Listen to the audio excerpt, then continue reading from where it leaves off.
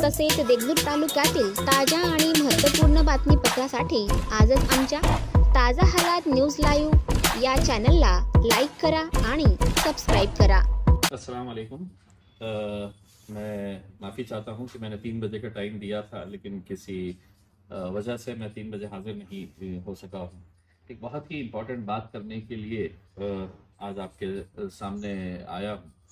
जैसा कि आपको पता होगा कि 27 नवंबर को हमने कॉल दिया था कि मुंबई चलना है, और इसकी तैयारी पूरे महाराष्ट्र के अंदर बड़े ज़ोरों शोर से थी। ऐसा नहीं है कि हम मुंबई में सिर्फ टहलने के लिए जा रहे थे। बेसिकली कुछ मुद्दे हैं जिनके ताल्लुक से हम सरकार को जगाना चाहते हैं, सरकार से कुछ सवाल पूछना चाहते हैं, और वो मुद्दे मुसलमानों से जुड़े हुए मुद्दे हैं। जैसा कि अगर आप देखेंगे कि 5% रिजर्वेशन जो है वो बॉम्बे हाई कोर्ट ने मुसलमानों को एजुकेशन के अंदर देने का फैसला सुनाया। और ये जब फैसला आया तो उस वक्त की जो सरकार थी वो बहुत ही ज़्यादा ये दावा कर रही थी कि देखिए हमने मुसलमानों को इंसाफ देने के लिए, और ख़ास तौर से कांग्रेस और एनसीपी इस बात के ऊपर थे। बाद में भारतीय जनता पार्टी शिवसेना की सरकार आई, उन्होंने उसको आगे नहीं लेके गया, वो ऑर्डिनेंस लैप्स हो गया। अब हमारा एक सवाल है कि अब सरकार बने हुए कांग्रेस की, शिवसेना की और एनसीपी की, ये तीनों की सरकार बने हुए 2 साल से ज़्यादा का वक्त हो गया है। हम इंतज़ार कर रहे थे कि अब फैसला सुनाएंगे मुसलमानों के हक़ के अंदर, जो अदालत ने जिसको एंडोर्स किया है उसके बारे में कुछ ना कुछ फैसला लेंगे करके। लेकिन मुझे बड़ा अफसोस होता है कि जब मैं राष्ट्रवादी कांग्रेस के या शिवसेना के या कांग्रेस के लीडर्स को जब पार्लियामेंट के अंदर सुनता हूँ, तो झूठे मुंह क्यों ना सही, लेकिन एक बार भी वो जिक्र नहीं करते हैं कि मुसलमानों के रिजर्वेशन मिलना चाहिए करके। किसको मिलना है, किसको नहीं मिलना है, हम उसके किसी के खिलाफ नहीं है। जब ये नेता सिर्फ पार्लियामेंट के अंदर खड़े रह के मराठाओं के रिजर्वेशन के बारे में बात करते हैं, तो हम भी चाहते हैं कि मराठाओं को रिजर्वेशन मिलना चाहिए, धनगरों को मिलना चाहिए, लेकिन मुसलमानों के ताल्लुक से तो अदालत ने उसको कंफर्म किया है। वो आप कैसे झुटला सकते हैं, वो आप कैसे नकार सकते हैं, ये एक सवाल है। और ये सवाल का जवाब जब नहीं मिल रहा है तो यकीनन हमें ऐसा लग रहा है कि सरकार जानबूझकर अनजान मार रही है, जानबूझकर सोने का नाटक कर रही है, या जानबूझकर इस मुद्दे को जिंदा करना नहीं चाहती है। तो हमने सोचा कि चलिए 27 नवंबर को हम जाएंगे मुंबई में, और एक पुरअमन तरीके से, एक पीसफुल तरीके से, एक डेमोक्रेटिक राइट जो हमें कॉन्स्टिट्यूशन के जरिए दिया गया है, वहां पर जाएंगे और सरकार से कुछ सवाल करेंगे। और सिर्फ यही सवाल नहीं कि मुसलमानों को 5% रिजर्वेशन मिलना चाहिए, बल्कि जो हमारी वक्फ की जमीनें हैं महाराष्ट्र के अंदर, आपको हैरानी होगी, मैं भी महाराष्ट्र के वक्फ बोर्ड का मेंबर हूँ। 93,000 एकड़ जमीनें महाराष्ट्र के अंदर है, लेकिन अब ये जमीनें सिर्फ कागज के ऊपर हमको नजर आती है। ये जमीनें या तो किसी मंत्री के रिश्तेदार ने, उसके भांजे, बेटा, भतीजे ने हथिया लिया है, या किसी धन्ना सेठ ने इसे ले लिया है। ये हकीकत है कि आज हमारे पास इतनी ज़मीनें होने के बावजूद भी, लेकिन हमारे कब्जे में कुछ भी नहीं है। बड़े बड़े धन्ना सेठों ने इसे ले लिया है, और आपको हैरानी होगी ये बात सुनकर, समझकर, आपको यकीन नहीं होगा, लेकिन मैं आपको एक जिम्मेदारी की हैसियत से, वक्फ बोर्ड के मेंबर की हैसियत से बताना चाहता हूँ कि इन 93,000 एकड़ ज़मीन जो है वो पूरे महाराष्ट्र में जो अलग अलग जगह के ऊपर, उसकी देखरेख के लिए, या ये कहिएगा कि इस पूरे महाराष्ट्र वक्फ बोर्ड ऑफिस के अंदर इन जमीनों की देखभाल के लिए उसका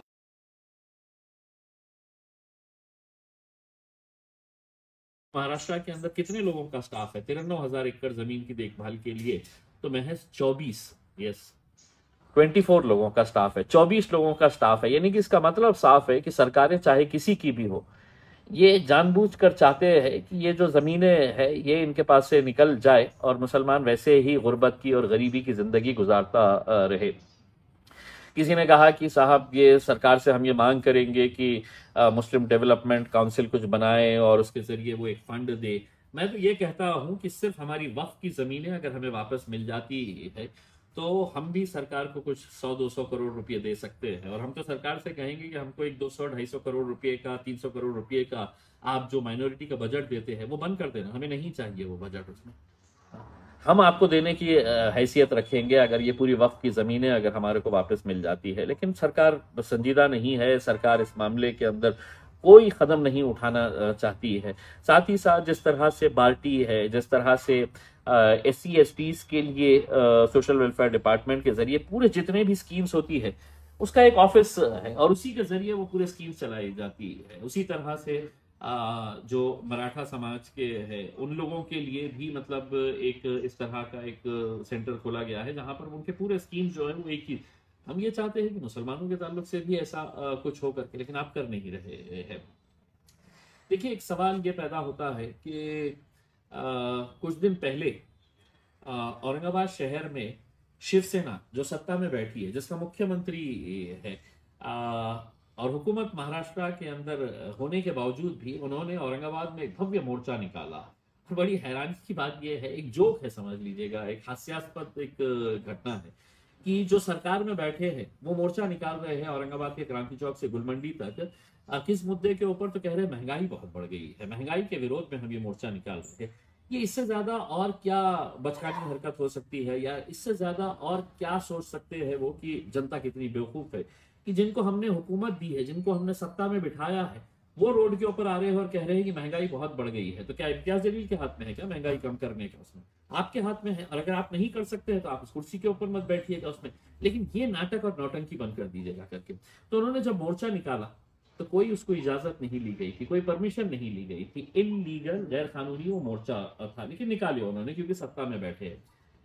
उसी दिन भारतीय जनता पार्टी ने नागपुर के अंदर एक मोर्चा निकाला, कुछ आंदोलन भी किया, उसके लिए भी कोई परमिशन नहीं मांगी गई थी या उनको परमिशन दी नहीं गई थी।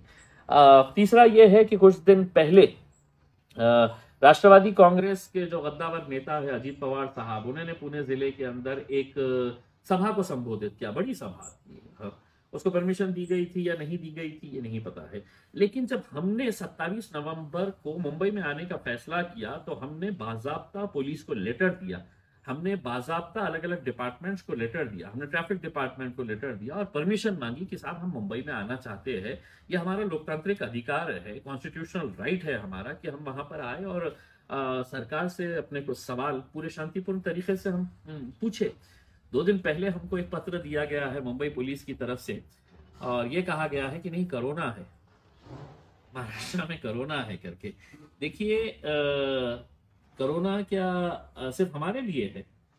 उद्धव ठाकरे साहब षणमुखानंद हॉल के अंदर दशहरे का मेड़ावा ले सकते हैं, कोरोना वहां नहीं आएगा? या आपकी कुछ बातचीत हुई है उस वायरस से कि नहीं साहब मैं हॉल में नहीं आऊंगा, मैं अगर ये आएंगे अगर कुछ अपना हाथ मांगने के लिए तो मैं कोरोना है तो बिल्कुल बाहर निकल कर आऊंगा करके। अजीत पवार साहब जब सभा ले रहे हैं तब कोरोना नहीं है, महाराष्ट्र के औरंगाबाद शहर के अंदर शिवसेना मोर्चा निकाल रही है तब कोरोना नहीं है, भारतीय जनता पार्टी नागपुर के अंदर है तो आंदोलन कर रही है, मोर्चा निकाल रही है तब कोरोना नहीं है। ये सिर्फ कोरोना हमारे टाइम के ऊपर क्यों आ जाता है, मुझे आज भी समझ में नहीं आया है। हाँ, आपने पुलिस डिपार्टमेंट ने एक पत्र के अंदर ये भी लिखा है कि पिछले कुछ दिनों के अंदर अमरावती, नांदेड़ और मालेगांव के अंदर जो घटनाएं हुई है उसको देखते हुए हम परमिशन निकाल रहे हैं। देखिए, हम भी चाहते हैं कि महाराष्ट्र के अंदर अमन बरकरार रहे, शांति बरकरार रहे, हम किसी भी तरह की हिंसा की हम निंदा करते हैं, लेकिन बाकी सब चीजें की आप इजाजत देंगे या अगर नहीं देंगे तो बिना इजाजत के लोग करेंगे।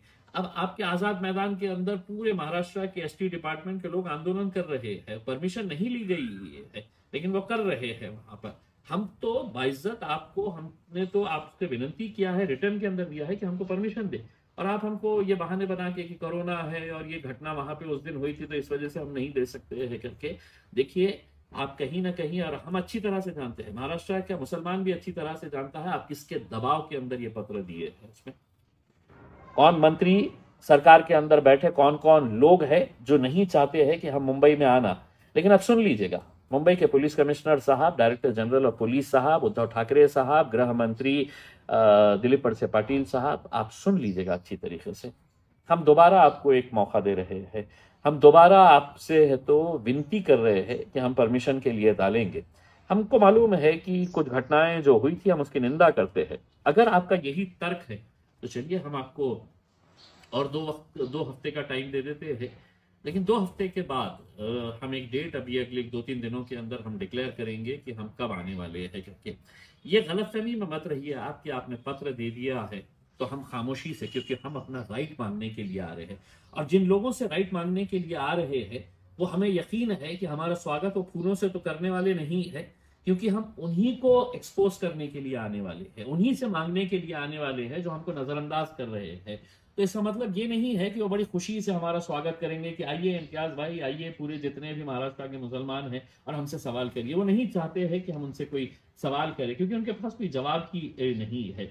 और हाँ, एक बात ये है, ये किसी राजनीतिक पार्टी के लोग नहीं आ रहे हैं, हम अपनी सियासी पार्टी को लेकर वहां पर नहीं आ रहे हैं। मुसलमान चाहे कांग्रेस से जुड़ा हो, मुसलमान चाहे राष्ट्रवादी से जुड़ा हो, समाजवादी से जुड़ा हो, या कोई भी राजनीतिक पार्टी से जुड़ा हुआ हो, हम सबको दावत दे रहे हैं, क्योंकि ये सियासी मुद्दा नहीं है, ये मुसलमानों के मुस्तकबिल से जुड़ा हुआ मुद्दा है। मुसलमानों की आज की जो एक पसमानदा जो हालत हो चुकी है उससे जुड़ा हुआ मुद्दा है। अभी 2 दिन पहले हमने औरंगाबाद के अंदर एक कॉन्फ्रेंस रखी थी जिसका सब्जेक्ट था कि development of Muslims in Maharashtra.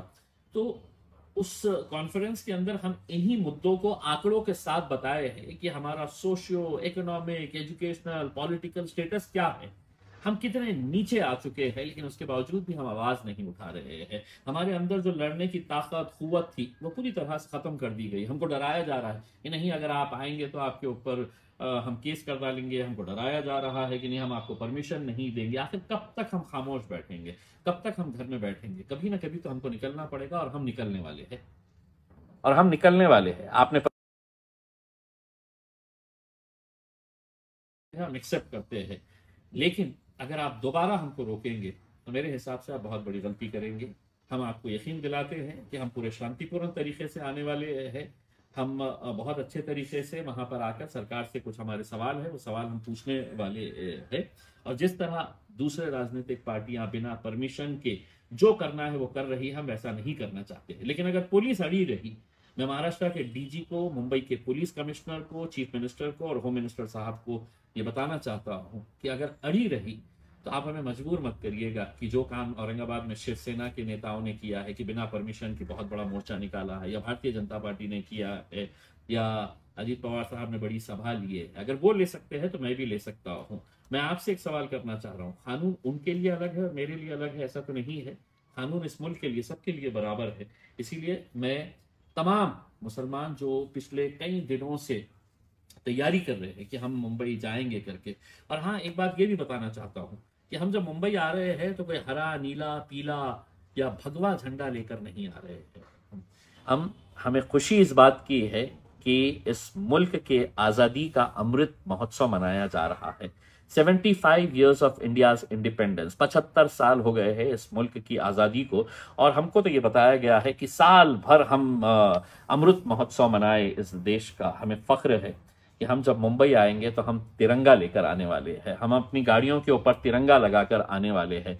कोई दूसरा झंडा वहां पर नहीं दिखेगा आपको, और वहां पर आएंगे अच्छे तरीके से अपने सवाल उठाएंगे, जो हमारा डेमोक्रेटिक कॉन्स्टिट्यूशनल राइट है।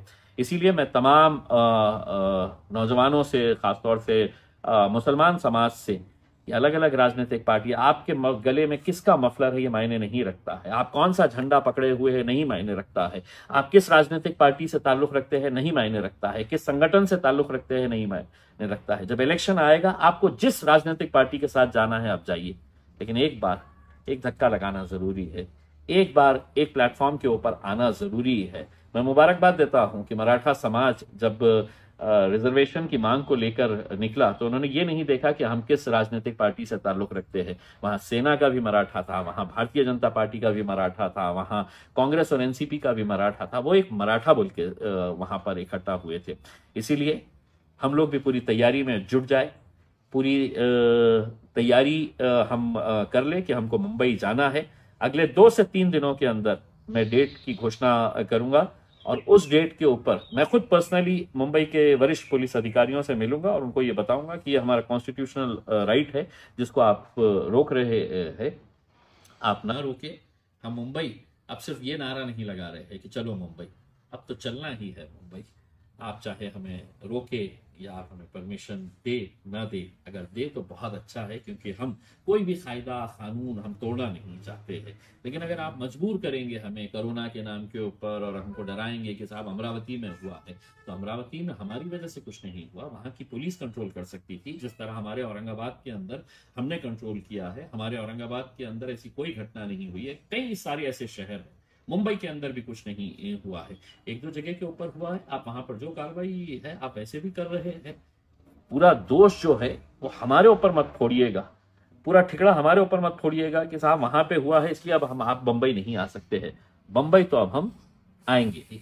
इसलिए नौजवानों तैयार रहो, 2-3 दिनों के अंदर हम आपको डेट्स बताएंगे और इंशाल्लाह अब सिर्फ चलो मुंबई नहीं, अब तो चलना ही है।